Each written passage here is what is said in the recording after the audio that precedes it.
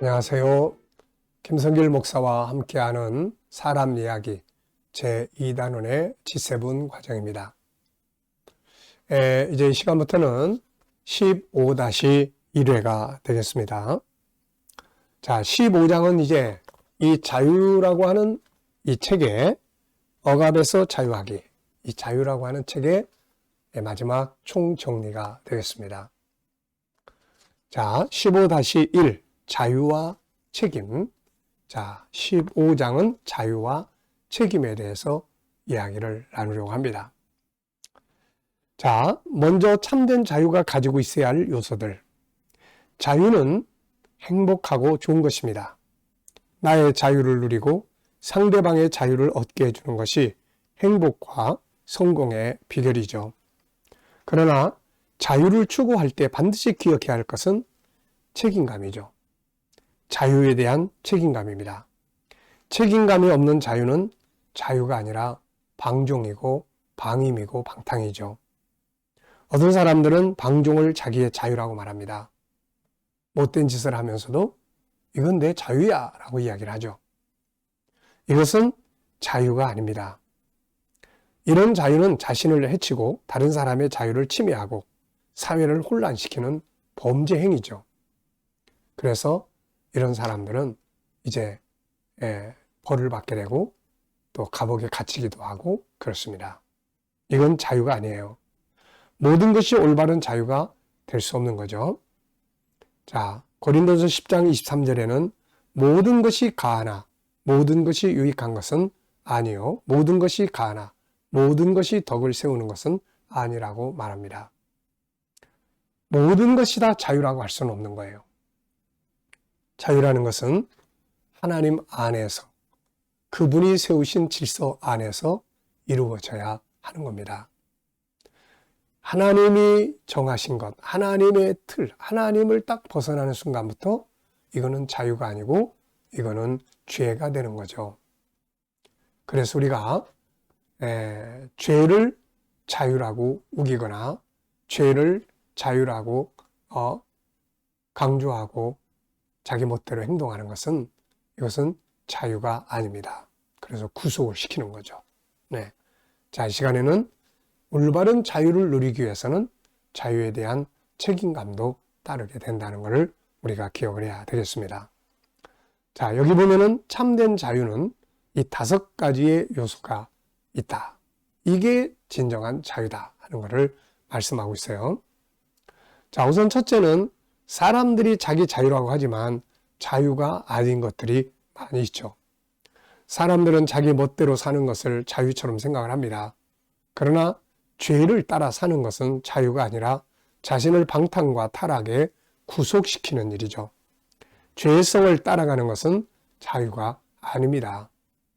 자, 예수님께서는 이렇게 말씀하시죠. 요한복음 8장 34절에 보면은 예수께서 대답하시되 진실로 진실로 너희에게 이르노니 죄를 범하는 자마다 죄의 종이라 이렇게 말씀하셨어요. 자유가 아니고 종이 된다는 거예요. 네.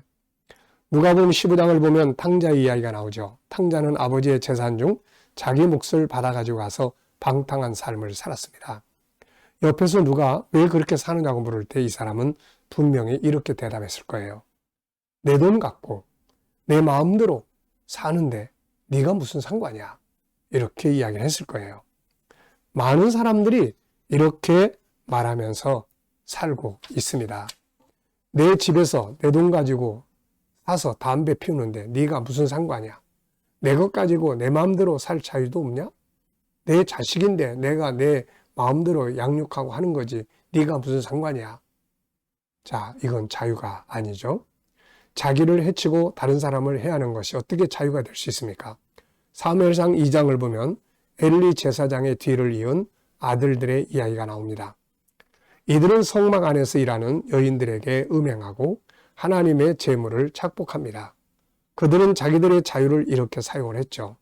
그러나 이것은 자유가 아니고 이것은 타락이고 죄입니다. 결국 이런 자유들은 파멸이 올 수밖에 없는 거죠. 타락한 길을 가면서 다른 사람들의 마음을 고통스럽게 하면서 그걸 자유라고 하지 말아야 합니다. 이건 자유가 아니라 심판을 받을 죄악의 길이기 때문이죠. 두 번째는 나만의 자유가 아닌 모든 이의 자유가 되어야 합니다. 나의 자유가 다른 사람에게 고통을 준다면 이것은 참 자유가 아니죠. 오늘날 이것이 무시되기 때문에 나는 좋은데 다른 사람들은 고통을 받는 거죠. 내 집이라고 이웃에게 해를 끼치는 행위를 한다면 이것은 자유가 아닙니다. 내 것이라고 나만을 위해서 사용한다면 이것은 올바른 자유가 될 수 없죠. 참 자유는 자신을 행복하게 할 뿐 아니라 다른 사람들 역시 행복하게 할 수 있어야 합니다. 성경은 이것을 덕이라고 이야기를 합니다. 그리고 사랑이라고 이야기를 하죠. 베드로서 1장 5절부터 보면 그러므로 너희가 더욱 힘써 너희 믿음의 덕의 지식을, 지식의 절제를, 절제의 인내를, 인내의 경건을, 경건의 형제 우애를, 형제 우애의 사랑을 더하라고 말합니다. 믿음의 덕을 세우라는 거예요. 믿음이라는 건 나를 구원하고 나를 살리고 나에게 복을 받고 하는 겁니다. 그런데 여기에 덕이라는 것이 같이 있지 않으면은 믿음이 다른 사람을 고통스럽게 할 수도 있는 것이죠. 덕이라는 것은 다른 사람을 배려하는 것입니다. 공동체를 배려하는 거죠. 그래서 진정한 믿음은 다른 사람을 배려함으로써 열매를 맺게 되는 거죠. 자, 그래서 나만의 자유가 아닌 모든 이의 자유가 이루어져야 되는 거죠. 세 번째는 자유는 창조의 질서 안에서 이루어져야 합니다. 자유라는 것은 무조건 아무렇게나 행동해도 되는 방종이 아니라 질서 안에서 움직이는 것을 말합니다. 어느 공동체든 그 안에는 지켜야 될 질서가 있죠. 가정에는 부모와 자녀의 질서가 있고 부부간에도 질서가 있습니다. 그런데 이런 질서들을 다 무시하고 제멋대로 하면서 그걸 자유라고 한다면 이것은 자유가 아니라 방탕이죠. 사거리에서 교통신호를 지키지 않고 제멋대로 달려가면서 내 차 가지고 내가 가는데 무슨 상관이야라고 한다면 이거는 자유가 아니죠. 이거는 사고를 불러일으키고 다른 사람에게 해를 끼치는 죄가 됩니다. 자유라는 것은 질서 안에서 이루어져야 하는 거죠. 질서의 기준은 무엇입니까? 바로 하나님과 그분의 말씀이에요. 이 세상에는 하나님이 모든 이의 행복을 위해 만들어주신 질서가 있습니다. 창조의 질서는 인간을 행복하게 하고 성공하게 만드는 질서죠. 이 질서는 창세기 1장 27절부터 31절이 잘 보여줍니다. 이 속에는 인간이 반드시 지켜야 할 질서가 있어요. 하나님과 하나 되는 것, 내 안에 담아놓으신 5가지 성품을 회복해서 사는 것, 하나님의 형상에 살게 되면 결과는 가정과 세상을 아름답게 관리하고 다스리게 되는 거죠.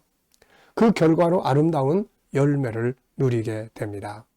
하나님 보시기에 좋은 삶, 행복한 삶이 이루어지게 되는 거죠.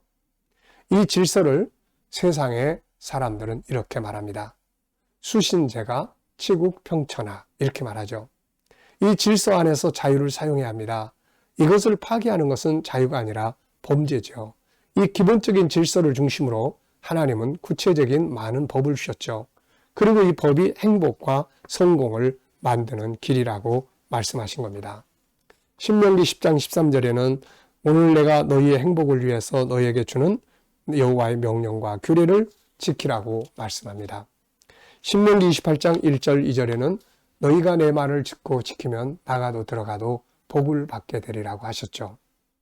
그러므로 진정한 행복과 성공의 법은 하나님의 말씀을 중심으로 해야 합니다.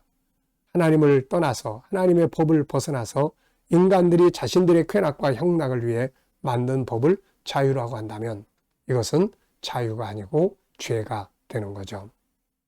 자, 네 번째는 자유는 선택과 책임을 함께 가지게 됩니다. 네, 자유라고 하는 것은 선택과 책임을 함께 갖게 되는 거죠. 자, 그리고 5번째는 참된 자유는 때로는 징계가 필요하다는 것을 설명하게 되겠습니다.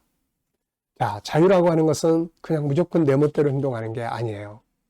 하나님과 그분 안에서 만들어진 질서 속에서 행동하는 것을 자유라고 합니다. 그래서 총 5가지의 요소를 여기 설명하는데요. 하나는 자유라고 하지만 자유가 아닌 것들이 많다는 것을 구별해야 되고요. 두 번째는 나만의 자유가 아닌 모든 이의 자유가 되어야 하고요. 세 번째는 자유는 창조의 질서 안에서 이루어져야 한다는 것을 말씀드렸습니다. 자, 네 번째와 다섯 번째는 다음 시간에 좀 더 자세하게 말씀을 나누겠습니다. 이 시간은 여기까지 하고 마치겠습니다. 감사합니다.